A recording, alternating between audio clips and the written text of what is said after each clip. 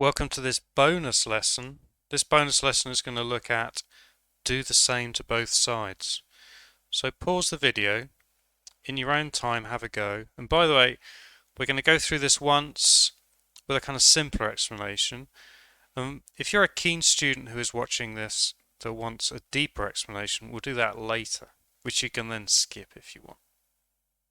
Okay, I'm going to assume you've paused the video, had a go in your own time, and you're back. I'm going to add 2 to both sides, which means I go 10x squared plus 2 equals 50 plus 2. Because it's a plus, so I do it once to each side. So that's 10x squared plus 4 equals 52.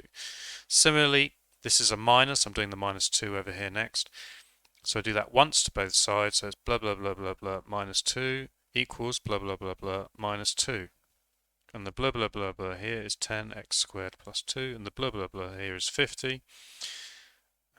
So that makes 10x squared, because the plus 2 and the minus 2 cancel, equals 48. Now, what about the times 2? Well, if it's a times, that means it's a times or a divide. That means you have to do the same thing. We have to do the same to each thing. So it'll be 2 times 10x squared plus 2 times 2 equals 2 times 50. So we have to do the same to every individual thing, which is 20x squared plus 4 equals 100. And the divide is very similar. We're going to have to do it to each thing that we can see, which gives us 5x squared plus 1. Now I've got 2 things left to say. One of them is a little bonus thought here, very important, and then we're going to do an advanced explanation which is optional, and then it's the end of this little bonus video. So first thing is a warning. What if this was 10x squared divided by y? That looks a bit weird, yeah? But anyway, whatever. Maybe it looks a bit weird.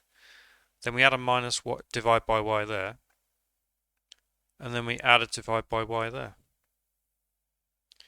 Now you might be, that is now correct. That's correct. That's correct. Because that is a thing, that is a thing, and that is a thing. Some people say, oh, but there's 2 things here. No, there's not 2 things. There's just one thing. That's one thing. Okay? Relax. It's one thing. If you see a fraction, that's just one thing. Which means you just write the times 2 once. Okay, so I just wanted to say that. Okay, we good? Now, I'm now going to go through a more advanced explanation of this. So I'm going to basically use my undo button to undo all of these answers. I'm not going to answer them again in a much more advanced way. Only watch this if you're an advanced student. Okay. Why do we only do plus and minus once to each side and times and divide once to each object? Well, in fact, we're doing it once to each side, but we're using brackets because the side is an individual thing. This is why I said don't watch this if you're not advanced, because otherwise you're not going to be horribly confused. So each one of these works if we just stuff brackets around it. And I find that with some of my advanced students, this really helps them go, oh yeah, I think I now much more get how this whole thing works. So I'm just going to write this one out as well. And then I'm not sure. I'll probably go all the way through and do all the maths. But you can give up on this video at any point that you want to just kind of move on to the next thing. Once you're like, okay, yeah, I've definitely got this, I've had my moment of seeing it clearly, I want to move on. Anyway, we can just ignore these brackets because it's just 2 numbers added together. We can ignore these brackets here because it's a bunch of things added together, and when it's a bunch of things added together you don't need the brackets. With a minus sign it's not so clear, but because we're writing the minus sign at the end, we can therefore just remove the brackets. And similarly we can just remove the brackets here because it's just one thing. Oh look, so the brackets have no effect.